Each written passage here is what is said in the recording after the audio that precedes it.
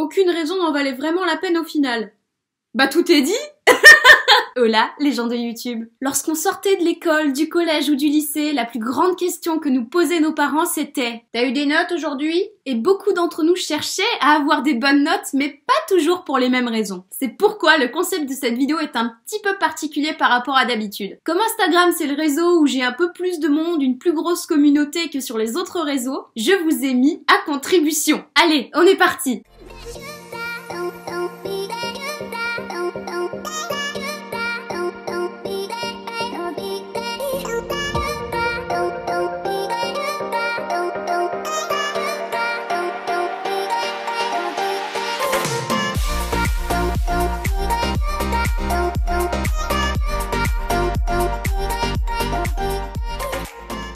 Franchement, déjà, je voulais vous remercier d'avoir été aussi nombreux à participer, ça m'a fait super plaisir, je m'attendais pas à avoir autant de réponses à ma question. Je me rends compte que la plupart d'entre nous cherchaient réellement à avoir des bonnes notes à l'école, même si c'était pas forcément le cas de tout le monde. Sinon, les moyennes de classe tourneraient pas autour de... allez, 9, 10 sur 20 pour la plupart. Alors la première réponse à cette question, c'est Arnaud qui me dit « Au début, c'était pour pas me faire casser les...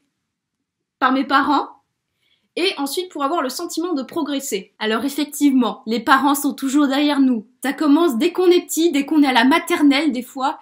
Et parfois, on a beau grandir, ça change pas vraiment. Et parfois, malheureusement, le seul moyen pour que les parents nous fassent confiance, c'est d'avoir des bonnes notes.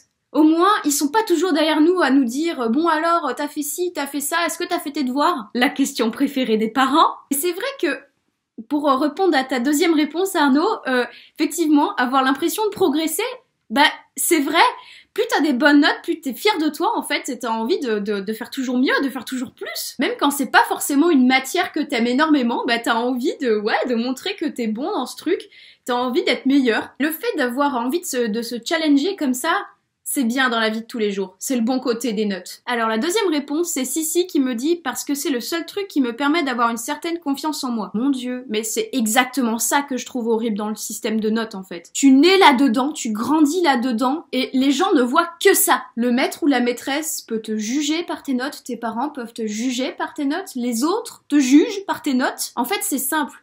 Quand t'es à l'école, tu grandis dans cette espèce d'univers chelou où les gens... quand t'as des mauvaises notes, t'es un loser, quand t'as des trop bonnes notes, t'es un intello, et quand t'es entre deux, t'es normal en fait. Et c'est vraiment triste, hein, mais quand on grandit, les gens presque nous cataloguent que comme ça, que comme mauvais, moyen ou trop bon. Comment veux-tu que les gens voient à quel point tu es quelqu'un d'extraordinaire avec ça? Et c'est là que je me dis que heureusement qu'on invente aussi les classes sans notes. Il y en a de plus en plus, et heureusement que ça existe. Après, heureusement qu'on a quand même des matières, je pense aux arts plastiques, la musique, pour ceux qui sont encore au collège. Mais heureusement qu'on a ces matières-là, même le sport. Parce que t'imagines où t'es bon juste dans une matière en particulier, mais cette matière-là, mais tu te sens tellement bon, tu te sens tellement fort que t'as envie de faire plus dans cette matière-là. Mais les autres, t'auras peut-être pas envie. Et il y a des gens... Ils sont pas faibles mentalement, mais ils ont tellement grandi là-dedans avec cette idée qu'il faut être bon et que eux, ils sont nuls parce qu'ils arrivent pas à avoir des bonnes notes, que ils ont aucune estime d'eux-mêmes et ils grandissent comme ça. Mais c'est horrible. C'est là que je me dis, heureusement qu'on a quand même des profs qui sont vachement sympas et qui vont nous donner des bonnes notes, mais même des notes de participation, vous voyez. Il y a des gens, si, elle est à fond, elle est là en classe, elle veut tout donner, et elle va pas forcément avoir des bonnes notes, mais il y a toujours ce prof qui va faire « Ah ouais, mais elle participe, donc c'est bien, elle se donne à fond, même si elle est pas forcément une super bonne élève. » Et heureusement qu'on a des profs comme ça, parce que ça aide un peu à nous faire nous sentir mieux. Je m'égare un peu, mais heureusement aussi qu'on a d'autres choses, des activités, des loisirs, etc.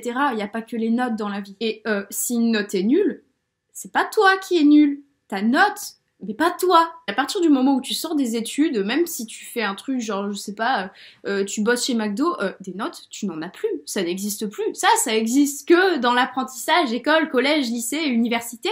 Après, ça n'existe plus. Alors la réponse suivante, c'est Dimitri qui nous dit « Car c'était ou c'est la seule chose derrière laquelle je peux cacher mon manque de confiance. » Effectivement. Bon, là encore, ça revient à peu près à ce que j'ai dit pour la question d'avant, mais... Oui, effectivement, quand t'as pas vraiment d'autres moyens d'essayer d'avoir confiance en toi, ça peut camoufler un peu le fait que t'aies pas confiance en toi et qu'on t'a pas appris à avoir confiance en toi. Faudrait inventer une matière à l'école, confiance en soi. Je rigole, mais c'est vrai, hein, on n'a pas de matière sur la psychologie, sur le développement personnel et sur le fait d'avoir confiance en soi à l'école. Autant quand t'as des mauvaises notes, ça peut paraître comme une faille aux yeux des autres, autant quand t'as des bonnes notes mais que t'as pas confiance en toi, mais tu portes un masque, mais c'est un truc de fou. Quand t'as des facilités, les gens ils s'imaginent que ouais t'as trop confiance en toi, t'assures trop, c'est un truc de fou. Alors qu'en fait que les gens des fois ils ont des bonnes notes mais ils ont juste pas du tout confiance en eux. Ça n'a rien à voir. Allez, dernière réponse et après je vous donne la mienne. Alors la dernière réponse c'est Lucie qui nous dit: je crois que c'était surtout pour avoir une bonne moyenne. Mais t'as tellement raison. En faire juste assez pour pouvoir se faufiler, pour pouvoir passer les classes comme il faut et juste faire sa vie à côté, quoi. Tu te foules pas trop, t'as pas à bosser pendant des heures et juste à côté tu fais ta vie, mais tu fais quand même en sorte de pas redoubler, de passer tes classes comme il faut, pour après vivre ta vie tranquillement et prendre du temps pour toi à côté. Mais c'est la base. En dehors du fait qu'il y a des gens qui ont beaucoup de facilité et qui ont même pas à bosser pour avoir des super notes, et à côté de ça, des gens qui ont des difficultés et qui ont beau bosser tout ce qu'ils veulent, ils arrivent pas à avoir des bonnes notes. C'est injuste, tu dis comme ça, mais c'est la vie. Le mieux, effectivement, c'est d'en faire juste assez pour pouvoir continuer ta scolarité normalement, pas forcément te faire adorer des profs, mais pas détester non plus, juste faire ta scolarité normale, pas trop rentrer dedans et vivre ta vie à côté comme tu la veux, garder du temps pour toi, garder du temps pour tes passions, pour tes amis, pour ce que tu veux. J'ai des cheveux dans la figure, ça m'énerve. Effectivement, le mieux, je suis d'accord, c'est de pas trop s'y attacher, de pas trop y mettre ses émotions, et de concentrer ses émotions sur autre chose, sur quelque chose qui te fait plus plaisir à toi, parce que les notes en soi, t'as pas vraiment de pouvoir dessus. Les gens qui te les mettent, les profs, l'administration, enfin ce que tu veux, ils les mettent, mais disons que tu joues pas forcément dessus directement. Ça influe quand même, parce que le fait que tu apprennes ta leçon, bah oui, c'est un minimum, c'est ce qui t'est demandé, mais que le prof te mette 0 ou qu'il te mette 20, bah t'as pas toute ta part de responsabilité dedans. Il y a aussi le prof qui joue dessus, ça joue énormément, parce que c'est pas toi qui mets ta propre note, c'est le prof qui met ta note. Te concentrer sur ce que tu peux faire toi à ton échelle, et ce que tu peux pas faire toi, tu le laisses aux autres. Allez, avant de terminer cette vidéo, je vous donne quand même mon avis sur le sujet. Alors c'est vrai que quand j'étais à l'école, au collège et au lycée, je faisais partie de ces gens qui avaient beaucoup de facilité et qui avaient des super notes sans rien faire, et je vous en cache pas que je m'en suis servi énormément. Et le truc c'est qu'on me cataloguait comme quelqu'un de trop intelligente. Mais vous voyez, genre l'intello suprême qui est lèche-botte, qui fait tout comme ce que dit le prof et tout, alors que c'était pas vrai. En fait, les gens pensaient que j'étais quelqu'un de super intelligente qui faisait tout pour plaire aux autres. Et c'est vrai que j'avais pas forcément des parents qui étaient très très OP pour les mauvaises notes, hein.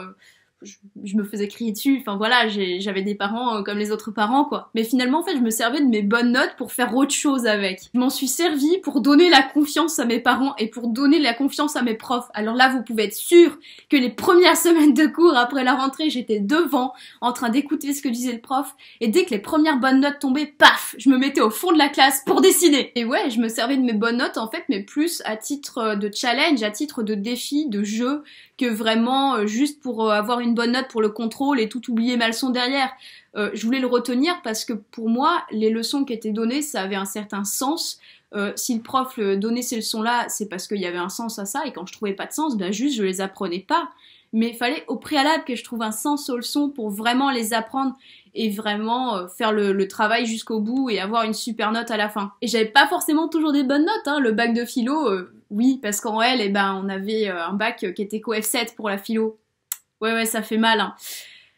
C'est l'épreuve que j'ai le plus bossé, et je l'ai bossé pendant des semaines, et toute l'année j'avais des super notes en philo, et puis j'arrive le jour du bac, paf, j'ai eu 10. Ouais, j'avais le seum, ouais. Et j'avais compris le sujet, je savais que j'avais compris le sujet, et que ce qu'il y avait, c'est que mon correcteur avait peut-être pas aimé la manière dont je l'avais écrit, mais après avoir regardé des corrigés sur internet et tout, en soi, tout était bon dans ce que j'avais fait, donc j'avais rien à me reprocher personnellement, et je me suis rien reproché. Et ça m'a pas empêché derrière d'avoir une super mention, j'avais eu la mention très bien, et ce que je voulais derrière, je savais qu'on était récompensé, qu'on avait une certaine somme d'argent, et pareil, je ne m'en cache pas, j'ai eu cette somme d'argent qui était allouée, et je m'en suis servi pour derrière acheter mon Mac avec lequel je suis en train de me filmer. Comme quoi, ça peut servir les bonnes notes. Cette petite vidéo est à présent terminée. Merci à tous ceux qui ont participé, vraiment, ça m'a fait chaud au cœur, ça m'a fait super plaisir de voir que vous voulez contribuer comme ça, que vous êtes à fond, et juste que vous avez votre mot à dire sur le sujet. Vraiment, ça m'a touchée. Merci à vous. Et dites-moi dans les commentaires si déjà si vous avez une petite notion à rajouter, quelque chose que j'aurais pas dit et qui vous a à cœur quand même, parce que c'est un sujet qui est un petit peu épineux et que je le traite comme ça en rigolant, mais en vrai c'est quand même un sujet qui est gravissime et sur lequel il y a énormément de choses à dire. Vous pouvez également me dire en commentaire si le concept de cette vidéo vous a plu. Moi je me suis beaucoup amusée à le faire et à lire toutes vos réponses et à voir, en vrai, même s'il y a des réponses qui diffèrent, il y en a aussi pas mal qui se retrouvent comme ça et entre lesquels on peut mettre des ponts. Enfin, c'est vraiment chouette. Donc vraiment, n'hésitez pas à me dire si le concept vous a plu. N'hésitez pas aussi à partager cette vidéo. Si vous l'avez aimé, n'hésitez pas à me le faire savoir en mettant un petit j'aime. Si vous ne l'avez pas aimé, j'aime pas, hein. Après tout, tu fais comme tu veux, c'est ton choix. Si tu souhaites être averti des vidéos de cette chaîne, tu peux cliquer sur s'abonner et cliquer sur la petite cloche. Ça fait toujours plaisir et ça m'aide à voir qui sont les personnes qui me suivent réellement sur cette chaîne. Comme d'habitude, je te laisse mes réseaux sociaux, mon Instagram @milboxworld et mon Facebook Alban Canard Plastique. Si jamais le concept t'a plu et que tu souhaites participer, si jamais je refais une vidéo avec ce concept-là, c'est très probable, ce sera sur Instagram que ça se passera. Donc vas-y, va jeter un œil au Instagram et abonne-toi. Sur ce, je te dis à bientôt et je te fais de gros bisous. Gros cœur sur toi.